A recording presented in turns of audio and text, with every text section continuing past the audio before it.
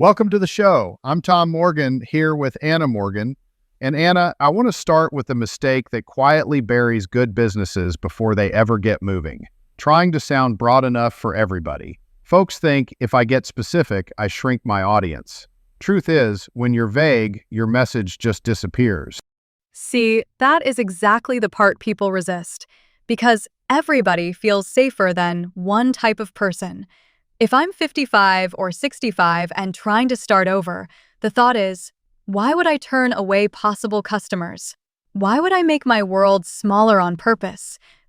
Because a wide net with holes in it doesn't catch much. That's the part people miss. If your message says, I help people improve their careers, well, who doesn't? That's wallpaper. Nobody feels seen. Nobody says, that's for me. They scroll right past it. Wallpaper is a good word for it. It blends in, and I think a lot of listeners have felt that as customers too. You read a website or a Facebook post, and it's so generic you can't even tell who it's trying to help. It sounds polished, maybe, but not personal. Exactly. Let me give you a real case from our community. A woman named Karen came in with a solid background in HR. Smart woman, good experience. Her first idea was broad, career coaching, fine on paper, too broad in the real world. Karen had HR, so career coaching probably felt like the obvious move. Safe, reasonable, and also, from what you're saying, the dangerous move because it was too blurry. That's right. When she did the research, she noticed the people she most wanted to help were women her age coming back into the workforce after years out. Kids grown, maybe the youngest had just left for college, and now they're staring at a resume that's 20 years old thinking, how in the world do I explain this gap? That 20-year gap is the detail that hits. Not just career change, not job seekers. 20 years. That's a real fear. That's somebody sitting at a kitchen table with an old resume and a knot in their stomach. Yes, Karen got specific. In her mind, she built the offer around one woman, 55 years old, out of the workforce for 2 decades, nervous about interviews, unsure how to talk about the gap without sounding apologetic. Karen joined Facebook groups where those women were already talking and worrying and asking questions. She posted one message about her program. One message, not a giant launch, not months of fancy branding. One post in the right place? One targeted post, 5 clients, $2,000 each. $10,000, and not because she used magic words, because she was finally talking to the right person about the right problem. 5 clients at $2,000 each? That's the part people remember. 10,000 from one targeted message is a whole different picture from, I should just market to everyone. That's not playing small. That's being precise. And precise sells. 3 reasons. First, trust. When somebody feels like you understand their exact problem, they lean in fast. Second, clarity. Your marketing stops sounding like mush. Third, sales. Specialists can charge more because they solve a specific pain, not a general inconvenience. Like the difference between a general doctor and a cardiologist. Same world, different level of specificity. The cardiologist isn't more expensive because they use fancier adjectives.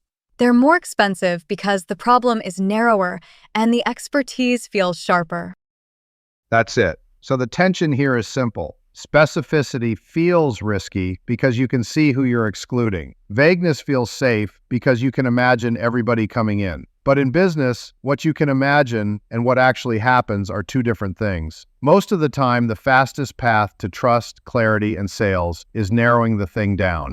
And I think that's encouraging, honestly, because you don't need to become everything to everyone. You need to become very useful to somebody. That's a much more manageable starting point. So how do you find that niche without guessing? I use a simple filter, 3 circles, your expertise, market demand, and your ideal customer. Where those 3 overlap, that's the opportunity. Okay, let me say that back and see if I've got it. Circle 1 is what you know. Circle 2 is what people will actually pay for. Circle 3 is who you genuinely want to help. And if one of those is missing, the whole thing gets shaky. That's exactly right. Start with expertise, not in some puffed up way, just what you're actually good at because you've done it, lived it, solved it. If you spent 30 years in marketing, don't stop at, I help with marketing. That's too loose. Maybe you help small businesses get customers through email. Maybe you help entrepreneurs create content without paid ads. Slice it down. That 30 years in marketing part matters because a lot of people sitting there think, well, I know a lot of things. And that's true.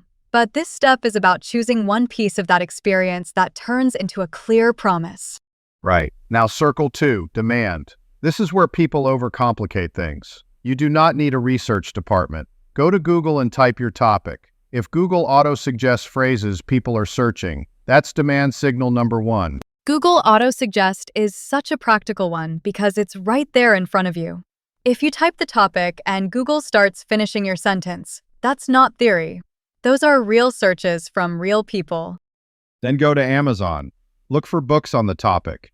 If there are books selling, especially books with traction, there is interest. Then check Udemy or Skillshare. Are there courses? Do they have students? Reviews? Good. Don't panic about competition. Existing courses mean people already spend money in that area. That's one people get backwards. They see reviews on a Udemy course and think, oh no, it's crowded. But the reviews are actually proof somebody opened their wallet. That's a very different read. Exactly. I'd rather see a paying market than an empty room. Then go where people talk in their own words. Facebook groups are excellent for that. Search your topic. Join active groups. Don't barge in selling. Read. What questions keep coming up? What frustrations repeat? What are people embarrassed about? That repeated language is gold. The repeated questions become the roadmap, don't they? If you keep seeing the same post, how do I explain this gap? Or what do I charge? Or which tool do I use? That's basically the market handing you lesson titles. That's exactly what it is. And this is where AI becomes useful in a very practical way. Take those posts, comments, and recurring questions and drop them into ChatGPT. Ask it to sort the themes. Ask what pain points repeat most. Ask what beginners struggle with versus what more advanced folks struggle with. AI can compress hours of manual sorting into 15 minutes. The 15 minutes part is what matters for this audience. Because a lot of people think AI means some futuristic robot business. No. Sometimes it means you don't spend 3 hours staring at 50 Facebook posts trying to organize your thoughts. Correct. AI is leverage. That's all. It helps you see patterns faster. But the 3 circles still matter. If you have expertise and no demand, you get a hobby. If you have demand and no expertise, you get shaky confidence and unhappy customers. If you have both, but you don't care about the customer, you'll burn out fast. That's a strong filter. Hobby, shaky business, burnout. Those are 3 different failure modes, and each one comes from missing one circle. So the overlap isn't just nice in theory, it's protection. That's a good way to put it. Protection and direction. Once you find overlap, your business gets easier to explain and easier to build. Here's the part that still makes people squirm, the ideal customer. Because women 50 to 65, or small business owners, feels specific enough. Until it doesn't. You're saying that's still too broad. Usually, yes. Demographics are a start, not the answer. You want a real person in your head. Give her a name, or him. What does that person do all day? What are they worried about at 10 o'clock at night? What have they already tried that didn't work? Where do they spend time online? What do they read? If you can't picture them, your marketing won't either. This is where Karen's example helps. She wasn't trying to help all professionals. She had Susan in mind, 55, 20 years out of the workforce, intimidated by interviews, embarrassed by that old resume. Susan is vivid. You can hear the conversation she's having with herself. And when you write for Susan, the real people who match Susan hear themselves in it. That's the whole trick. You don't lose them by being specific. You make them feel found. Let me push on the fear, though. What if someone chooses a niche and it's wrong? Not terrible, just off. Maybe the audience isn't buying, or the offer doesn't quite land. Then what? Then you adjust. A niche is not a tattoo, it's a test. That's the mindset. Pick the best option you can see now, based on your experience and your research, and test it for a few months. See what people respond to, see what questions come back, see what they will pay for, then refine. Not a tattoo is going to stick with people, because a tattoo feels permanent and high stakes. A test feels doable. It gives you room to learn without making the first decision feel like the last decision. That's right. The worst move is not choosing imperfectly. The worst move is staying vague because you're scared to choose. Vague gives you nothing to measure, nothing to improve, nothing to react to. Specific, even if it's a little off, gives you data. Data instead of drama. I like that, because a lot of this is emotional. People think, if I pick wrong, I've failed.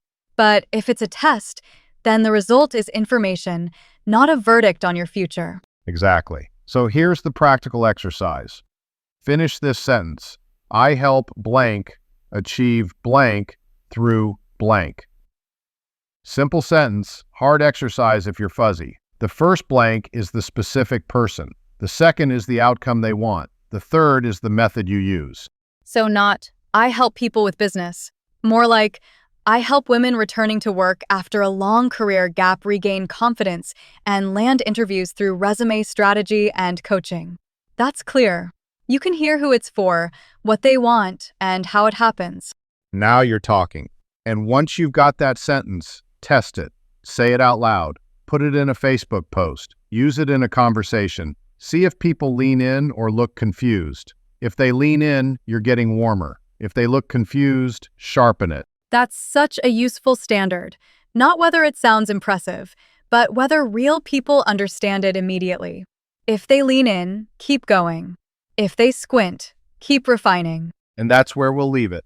Action beats analysis paralysis every time. You do not think your way into clarity, you work your way into it. Write the sentence, pick the person, test the message. That's enough to move today. I'm Anna Morgan. And I'm Tom Morgan. Let's get to work.